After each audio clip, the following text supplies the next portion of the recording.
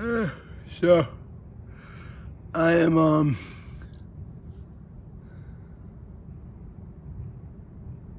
5 days out from my fight. I can't do math. It's a Monday right now, and I'm fighting on Saturday. So that's Tuesday, Wednesday. Am I stupid? I don't know. 4 or 5 days. It doesn't fucking matter. Whatever. The point is, I'm fighting soon, and this is a very interesting time. And I've really loved like 2 mottos as of recent that have been carrying me through camp, and that is, this is my coach's. My coach was always saying this: we don't lose because of cardio. And I kind of expanded on that, and I took that as, I will never lose because of cardio. And I'll only lose under the condition that my opponent is better than me, that he's a better fighter, that he's more skilled, he's been training longer. That's it. That way there's no regrets. There's no regrets. If I'm out here running fucking 6 miles and doing like crazy intense burpee and wall ball circuits, like when I go in there and I have a gas tank, you know, I have a greater chance of winning, obviously. But if I go in there and I've been lazy with my training and I lose because of that, and it's like, fuck, I'm gonna be even more depressed, you know, because losing is depressing. But losing and then thinking, oh, I could have done this and that, and maybe I would have won under that condition, that fucking sucks even more, dude. That just makes losing, which already sucks, and just takes it and just makes it even worse. So I've been making sure to be in, you know, tip-top performance, man. And I've been working hard. I'm about to go hit the bag right now, but there's like a group class going on there, so I'm sat here speaking my mind. And the other motto that I've been thinking of, oh yeah, I remembered. So the other one I've been thinking of is, win or lose, this is such a crucial time, and in this time, you learn so fucking much, dude. Like, when you're training for a fight, you have the win either way. Because when else would you be out here studying tape and training religiously?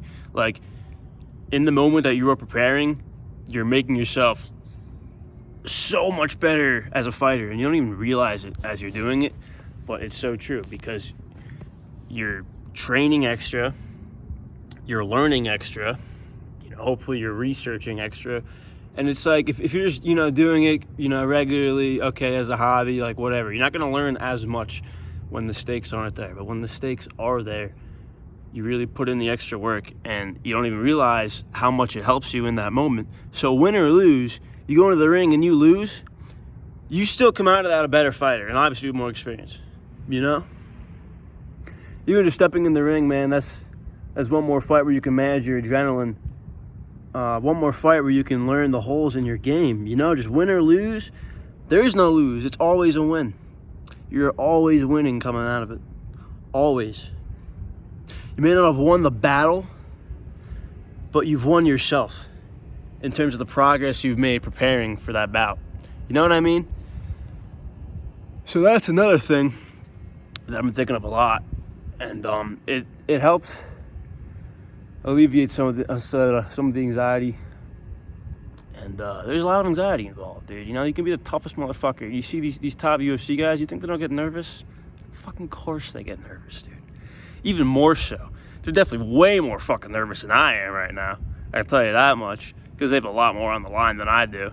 This is like I guess it's my second, you know, tournament, but it's like my third. It's gonna be my third, fourth, fifth match, whatever.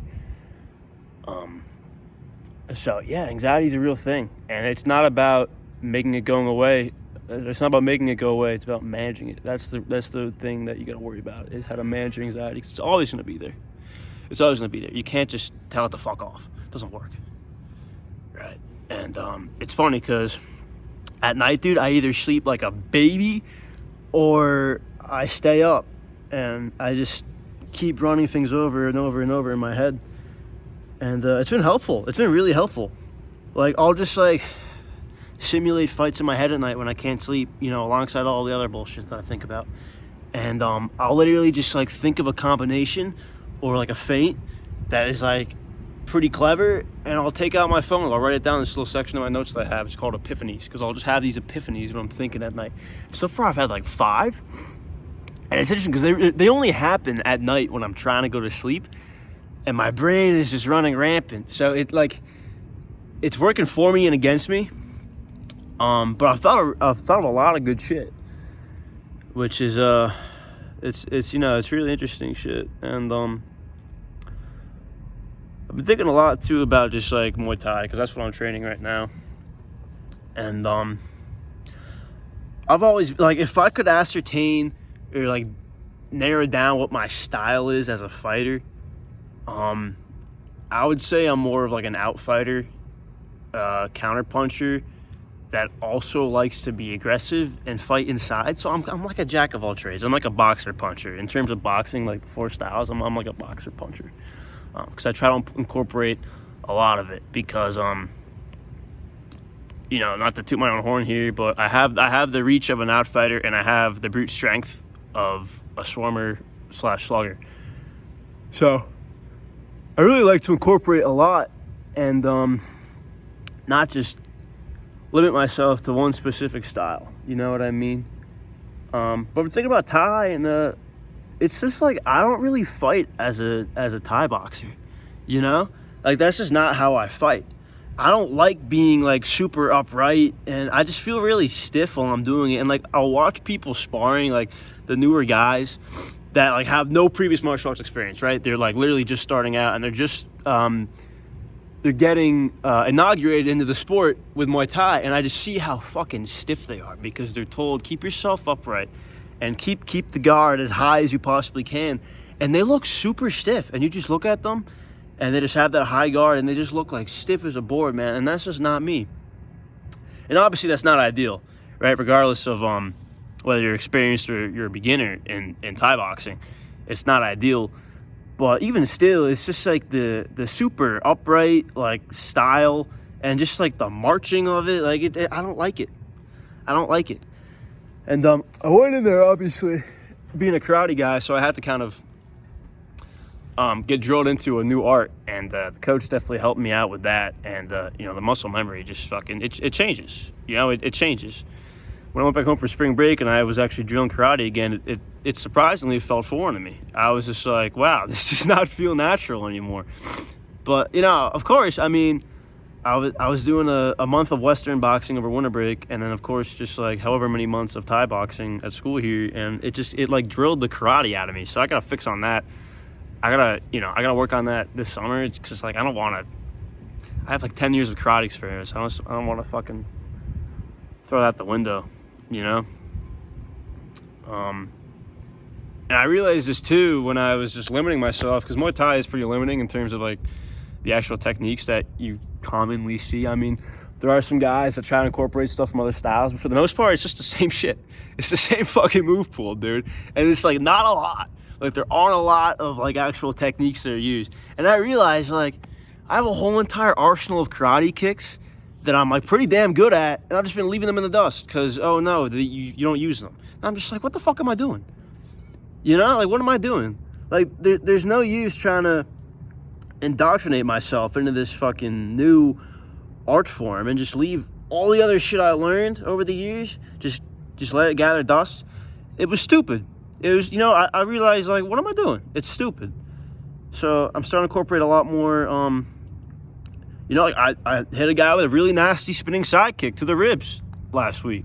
And I was like, yeah, there it is. I've had that shit on lock. I always have. I just stopped using it. I hit another guy last week with a spinning back kick to the face, and I felt bad because like that's just like flat out disrespectful. Like to teep somebody in the face or just like kick them like with the bottom of your foot to the face, that's disgusting. It's just fucking. So I apologize after like profusely because it's just disrespectful. I didn't mean to actually hit him in the face, but it was a controlled kick, but it still did make contact with his face, and I felt bad, even though we're friends, so it wasn't that big of a deal. But I still, I guess, just something you don't do. But regardless, I landed that spinning back kick, and it had like no telegraph, and that shit landed, and I realized like, man, I'm good at these spinning kicks, these spinning karate kicks. I've had them in my arsenal for a while. I took them out. It's time to put them back in. when I was back home for spring break, I was training with my good friend Rachel, and she's been training Thai for a while, and she was like, "Oh, I noticed that you have like that traditional marching stance that the Thai guys have," and I'm like, "Huh, I guess." Like it made me think, like, yeah, I kind of do. I now, like, I have that stiff stance now, where you don't cut angles, you just fucking stand there and just trade with the other guy. I don't like that. Like, I just don't like that style of fighting. Like, you see, like, if you guys are familiar with Rod Tang, the most impressive part about the guy is just, like, how much damage he can sustain, because you don't see him moving like a boxer. Well, he's not a boxer, he's a Thai fighter, but still, like, you don't see him kind of moving like these other guys would, like a kickboxer would, or a fucking karate practitioner would, or just a boxer. He's not flowing, he's not moving, he's just standing there, and he's really set in stone, and he just takes shots, and he just eats these shots. And people's like, "Oh, Rod Tang, he's so fucking, he can take all these shots." That doesn't impress me. Like, I don't watch that and I'm like, "Wow, he's such a great fighter." Like, dude, like, it's a fucking CTE speedrun. You're just standing there, you're like eating these like crazy powerful hooks from other crazy ass fighters. I'm just like, okay, like, is that supposed to be impressive? It doesn't impress me. But what impressed me is like a well-timed slip and a good counter, like slip the fucking straight and maybe like throw a dig, like some shit like that. Not just standing there and eating them. You know what I mean? So I've been thinking about it a lot. Just like Muay Thai is like, I don't know. It's not really my style, and I'm sure I'll continue to train it, but it's hard to incorporate my own style into it when you can just be so easily punished. And I'm also talking about like an MMA rule set here, like in boxing, like if you slip a punch and you slip it low to kind of like transfer that hip torque into a good dig, like, that's fine, because you can't throw knees in Western boxing. But in Thai boxing, man, you slip too low, you're gonna eat a fucking knee, you're gonna be on the floor. And that's just a facet of the sport. That's just a reality. But it's also something I don't like, because I like slipping. I like using head movement. And Muay Thai, it's not encouraged. It's just you just stand there and, you want to block a shot, high guard. I don't know. It's kind of boring to me. You know what I mean? So it's a lot to think about, but it's also shit that I wouldn't be thinking about if I wasn't preparing for this fight. You know what I mean? Which goes back to the point that I was bringing up before. Like, when you're preparing for a fight, dude, you don't realize how much you're speeding up your progress. So much more than you would if you're just like training because, like, oh, I'm just training to get better. But training for a fight, dude, I mean, there is an urge. There is an innate urge to get better so you can win. And that is something that I realized, and it just changed my whole entire outlook. You know what I mean? You always have the win, dude. You always have the win. And that's not just something I'm telling myself so I can feel better if I lose, because I want to fucking win, right? But it does mitigate the postpartum depression that losing a fight brings to you.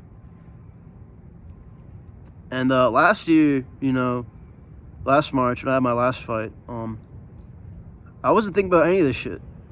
In fact, I didn't train for that tournament at all. My cardio was fucking dog shit, dude. I went in there with a vape and like a 10-minute mile. It was fucking atrocious. And I did come out of my wrestling season, so my cardio was, it was decent, but like I wasn't in fighting shape. I barely lasted that 2-minute round with the first guy. And then I have 30 seconds to fucking try and calm down my aching head and my fucking collapsing legs before I get back in there again with another dude for another 2 minutes. And that's why I got knocked out. I still would have lost the fight because he was a better fighter. But if I had better cardio, I would have gotten knocked out. But I was literally so fucking gassed. And to be honest, I shouldn't have accepted that second fight. My coach asked me, like, are you good? Like, are you sure you want to do this? And I did. I was like, yeah, why not? I don't want to fucking just stop right now. Even though I knew damn well I didn't have that shit in me, but I did it anyway. And yeah, that's why I ended up in the hospital that night. I still would have lost that fight, but I wouldn't have gotten knocked out if my cardio was better. So I'm making sure that I'm dialing this shit in right now, because I do not want that to happen again, dude. That shit was kind of humiliating. Even though I posted on fucking Instagram, because like I owned it, whatever, you know, shit happens. And it is what it is, man. It is what it is. So yeah, I'm gonna go hit the bag, because they should be done with their little training session in there by now. And if you watched all this, I really appreciate you actually giving a shit, because I know there are some people that do. You know, even though I'm posting these videos on my private, and like a lot of people just don't really care what I have to say, and that's fucking fine. Like, I don't expect everybody on my private to listen to me for 15 minutes ramble on about what I'm passionate about. I don't expect that. You know what I mean? But I know there are a select few people who actually do give a shit, and thank you guys. Really, thank you. It's good to know that people care. So, yeah, I'll see you guys later.